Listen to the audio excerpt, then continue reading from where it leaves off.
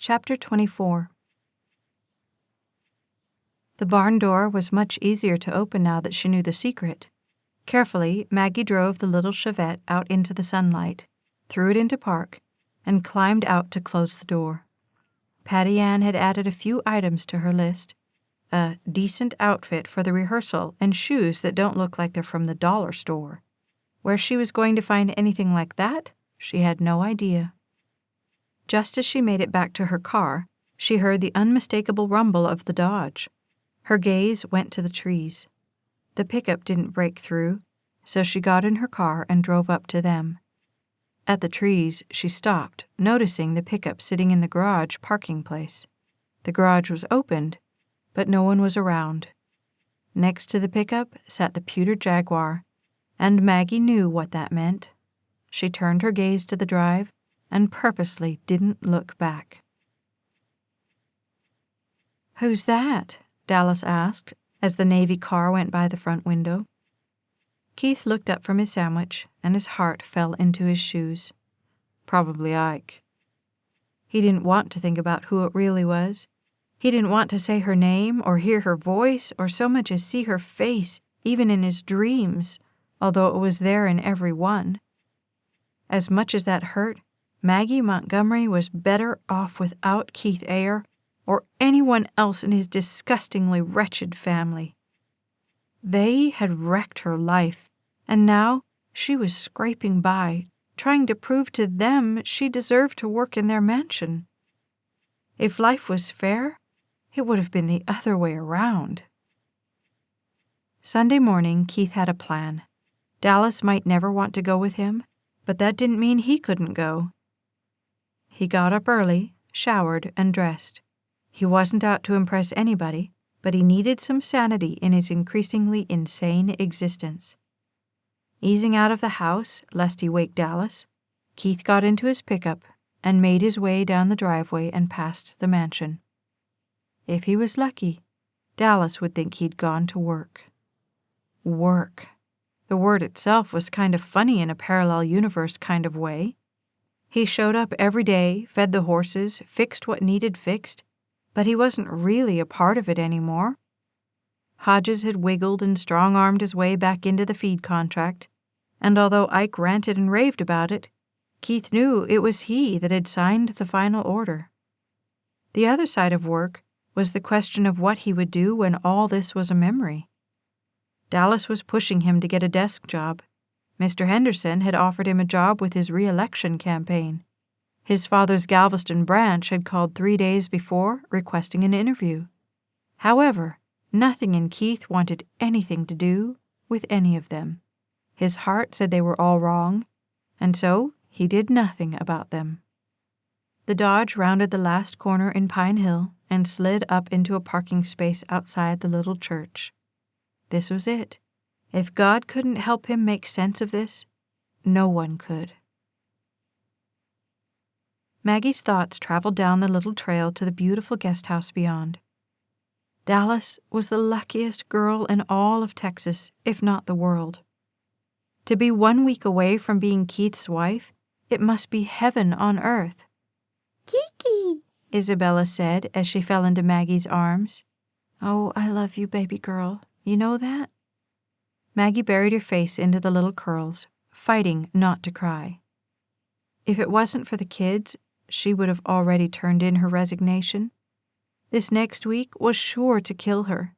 Watching them get married, a front row seat just in case she had any thoughts of skipping out.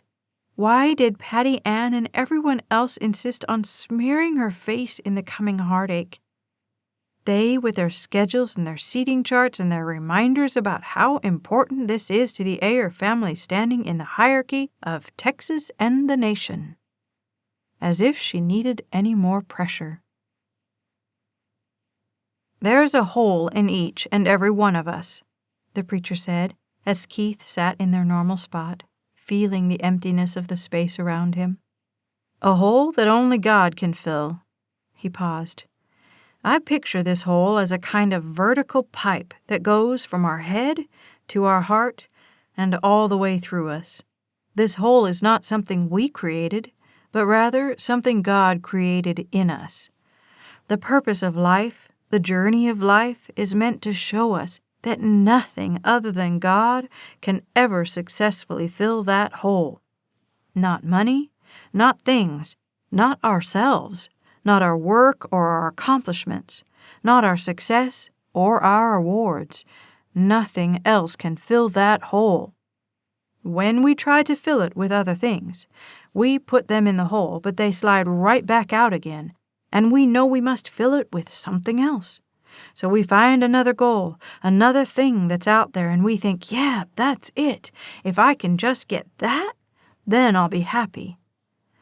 But it doesn't work that way, because stuff is not what will fill the hole. It is just as Jesus says to the Samaritan woman at the well, "He who drinks of this water will get thirsty again and again. But he who drinks from the water that I give will have a wellspring arising from his very being." Keith knew that hole very well. He'd stood at its mouth and shouted into it, hearing the echoes of his own loneliness come back at him. Others more so than him had tried to fill his hole with other things, activities, work, chores, games, and when he was older, he had tried to fill it himself with parties and alcohol and women. But the truth was, it was still empty. In fact, it was emptier now than it ever had been. So, how do you fill this hole, this vertical abyss that seems so unfathomably empty? You realize how inadequate you are to fill it on your own. Then you begin a quest to find the one who can. Jesus Christ came into our empty, wretched world to show us how to fill that hole. He came to show us how to be whole and how to be holy, filled and whole so that we are not condemned to live our lives scattered and empty. And how did Jesus say to fill the hole? By seeking to grow in love. Love of God, love of our neighbor, and love of ourselves. When we grow in love, when we honestly want what's best for the other, then and only then can that hole begin to be filled. So, we are called to go forth from this place and to seek God out in all situations, to bring His love to a fallen, dying world, to each of our worlds that need it so desperately. Find those who are hurting and show them God's love. Come to know His love. Breathe it into your being so that you may then breathe it out upon others. In doing so, your hole will be filled. Let us stand. Although he stood, Keith's mind was no longer on the service. It had traveled back in time to a day many years before, as he and his mother sat under a tree watching the falls cascade over the hard rock. "I thought Dad was going to come today," Keith said, his voice much higher pitched. His mother looked at him sadly. "He wanted to." "Then why didn't he?" "Because he's busy loving us." Her glance said she knew he didn't understand. "Your dad is a good dad, Keith. It's just that sometimes he gets what's important and what's urgent mixed up." She knew this lesson was going over his head, yet she continued. "We all do that sometimes. We let the urgent things, like meetings and making a living, crowd out the important things, like spending time together and loving each other. That doesn't make us bad, just confused." "But can't you explain it to him, make him understand?" She smiled. "I've tried, Keith. I really have. But sometimes you have to let people be on their own journey to find out what's important in their own time." "But what if he never figures it out?" In his memory, Keith could see her gaze fall, and he knew now she was struggling with that herself. Then her gaze met his.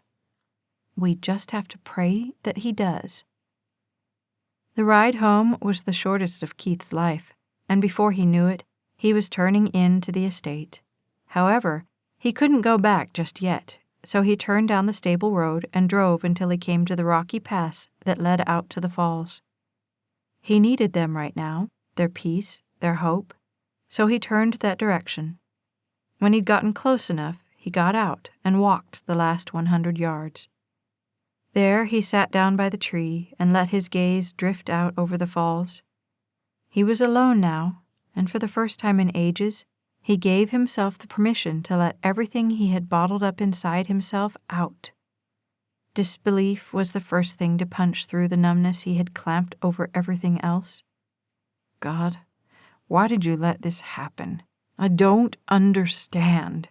There was so much hurt and anger unleashed by my dad's selfishness. He hurt Mom and me and everyone else who got in his path. Then a vague memory of a wreck he had never even seen drifted through him. He even ruined the lives of good people, people who loved you, people who trusted you. They didn't deserve to die like that. They were going to get their little girl sleeping at a friend's house. The words trailed away from him as anger and pain smashed into him. God, Maggie didn't deserve that. Why? Why did you let Dad live and take the other 3? They deserve to live so much more. Why would you choose to take them and leave him? Why? I don't understand. He sniffed and ran his wrist under his nose. It's not fair, you know. It's not. You should have taken him. He should burn in hell for all the grief he's caused. We have to pray that he figures it out, Keith. The words slid through him, but Keith fought them with a grip on both fists.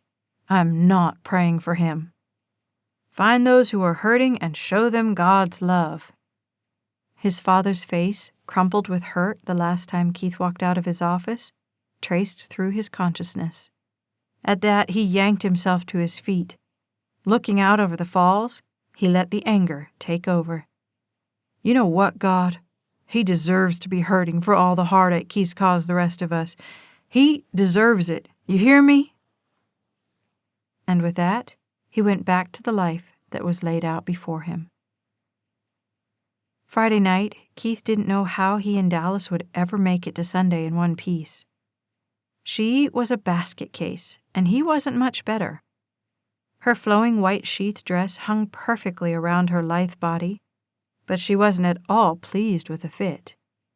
She stood in the bedroom at the mirror, yanking and pulling and readjusting, all the while muttering to herself, "Do you think we should show up together or separate?" "Why wouldn't we go together?" Keith asked from where he was shaving in the bathroom. The razor took an unscheduled zag, which left blood trailing behind it. Crud. What's wrong? I just cut myself. He examined the blood in the mirror. Great, as if I needed one more thing to go wrong today. I knew I should have had the seamstress take these shoulders up. I look like a bag lady. Dallas appeared at the bathroom door, looking anything but a bag lady. Keith glanced over at her, trying to get gratefulness for his position in life to come over him. You look beautiful. She twisted her mouth. You have to say that. Would you rather I said you looked hideously awful? She smiled slightly. At least you'd be honest. Tenderness for how vulnerable she sounded went through him. Knowing they would only make it through this together, he turned and took her in his arms, oblivious to the remaining streaks of shaving cream still on his face. You will have every guy jealous of me all night. Are you sure? Her gaze spoke of genuine concern. Positive. The shoes hurt, but Maggie couldn't worry about that. Too many other issues were more important, like the fact that Izzy's bow wouldn't stay in her hair, and Peter kept fidgeting with his tie. Her nerves hit the overload button when the limo rolled to the front of the Silver Rose. This place wasn't just fancy. It was lavish. Ma'am, the gentleman outside the restaurant said, offering her his hand. Maggie let him help her out, hoping she didn't look so out of place that he would notice. The once-over his gaze did down her dress didn't help. Was it that bad? She helped the kids out and marched them up the stairs. Choreographed to the second, the Ayers limo pulled up just as she and the children got to the top step. With everything in her, she wished she could reach down and fix her shoe, but she smiled like everything in life was wonderful as they waited for the Ayers to climb the steps and walk first into the restaurant. The rehearsal at the mansion had been blessedly short, but this fiasco of a night threatened to be the longest of her life. Inside the restaurant, Maggie found a quiet corner for her and the kids. She sat Izzy on her lap and put an arm around Peter. "Why can't we just go home?" Peter whined. "I don't want to be here." "Shh." Maggie leaned down to him. "I know, but Keith's coming. You want to see him, right?" She was at the end of her rope and fully intended on using every trick she knew, even those that might take her out permanently. "Oh, don't you kids look so precious?" Jamie walked up, and Isabella squealed her delight. "Come here, you." It took just that long for Jamie to be holding the little girl. Tanner walked up behind Jamie, and he smiled at Maggie. "You made it, huh?" He extended his hand. Maggie took it and stood. "Barely." Greg stepped up to the little group. "Well, fancy meeting you all here." Illogically, he put his hand on Maggie's back, and trying to think of some way to steer the conversation so Tanner and Jamie wouldn't notice, she glanced around the room. They sure do things up right, don't they? "You can say that again." Tanner pulled at the tie at his neck, and Maggie had to keep herself from laughing because he looked just like Peter. "If I'd have known about all of this when Keith asked me, I'd have told him no way." "That makes two of us," Greg said. They all laughed as Tanner's gaze slid past her. "Well, speak of the devil." Without thinking, Maggie turned, and her heart lurched forward with a falling thud. White shirt, smoke-colored pants, no hat or bandana. Keith Ayer had arrived. "They make such a good couple," Jamie breathed behind Maggie, and it hurt to agree. Why it was so hard to play along, Keith would never be able to figure out, but he was exhausted from the effort. By the time dessert was over, his nerves were frayed to the point of snapping. All night the angel in the soft blue dress had played tag with his gaze. He was glad that Greg, Tanner, and Jamie seemed to be keeping her company and helping with the kids, but it was all he could do not to trash everything and join them. Twice he almost had. Once, when his father cornered him with a 60-second lecture on how he had to smooth things over with Mr. Henderson or else, and once when he saw Greg lean in so close to her that they might as well have been swapping air. Finally, Vivian announced to all that they had better get home so they could check on the final preparations. With his arm around Dallas, Keith watched Maggie make her way to the door. Isabella was asleep on her shoulder, and Peter was cradled in Greg's arm. It killed Keith not to go ask what their plans were. Was Greg going home with her too? Would they put the kids to bed and then pray over them? "We're staying at the Crown Plaza tomorrow night," Dallas said to the two bridesmaids that Keith didn't know all that well. From what he could tell, they were the Giggle Brigade. "Keith wanted our night to be special." Dallas's gaze slid over his face. "I'm the luckiest girl in the world." When he looked back at the door, Maggie was gone. The whole night Maggie had been dropping hints for Greg to leave her alone, but still he was there. When they made it back to the mansion, he was right there to help her from the limo. He, of course, had driven his own car, insisting that he wanted to see her home even if they couldn't ride together. "Here, I'll get him." Greg took Peter from Maggie, and Maggie gathered up Isabella. Up first one set of steps, and then the others inside, Greg followed her. "This place always amazes me. It's like a museum with all the statues and stuff." "Yeah," Maggie agreed. There was a blister on her heel that was taking up all the brain power she had left. She took Isabella and changed her, then put her to bed. Then she joined Greg in Peter's room to get Peter ready for bed. She felt Greg watching her as she worked, and it unnerved her. Her hands were shaking with the stress of the day and the trepidation of now. In minutes, Peter was sound asleep in bed. She kissed her fingers, said a soft prayer, and then pressed her fingers to Peter's forehead. Good night, little prince." With that, she turned and Greg followed her out. "These heels are killing me." She removed one, then the other. The process left her much shorter than she had ever seemed next to him. She glanced back at him. "You know, Greg, I'm really tired. You're so good with them." He sounded as if he wasn't really there. "I guess I've never really been around kids much before. They always kind of scared me." "They're kids. What's so scary about them?" Kids were a snap compared with this. She wanted him to leave so she could go to bed, but he didn't leave. Instead, he stood there looking at her. "Look, Maggie, I know I messed up and I'm really sorry. Please give me another chance." His gaze was drilling through her, although her head was down. "Please." It took all the courage she had, but Maggie dragged her gaze up to his. "Greg, I like you. I really do. Just not like that." His gaze dropped from hers to the carpet. "It's not fair for me to let you think there's something there when there's not."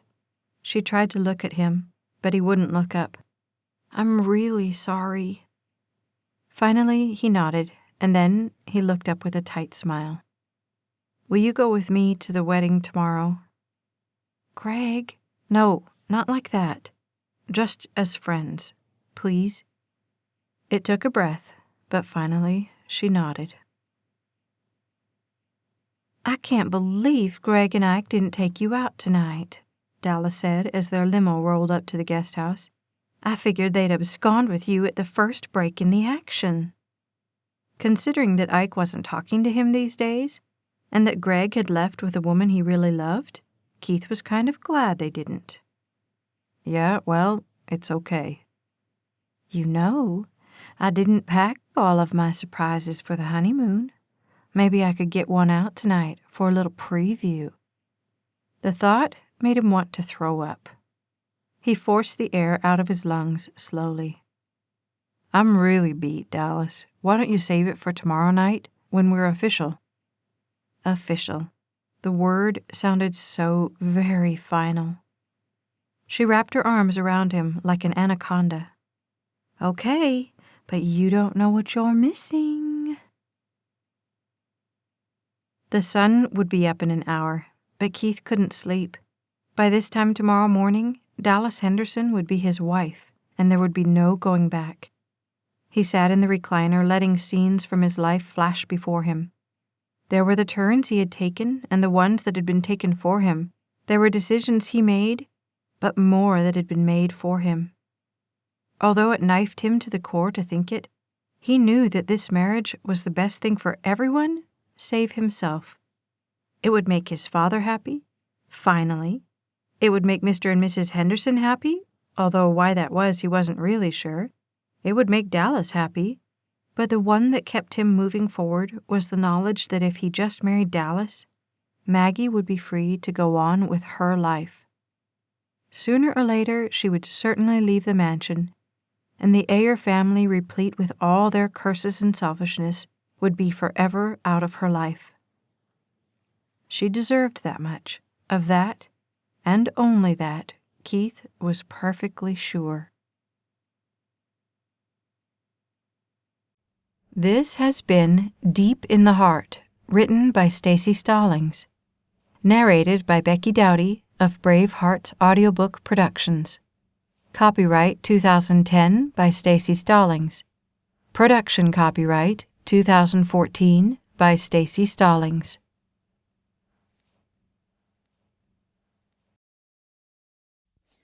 Like and subscribe to the Staci Stallings YouTube channel so you never miss a second of the story.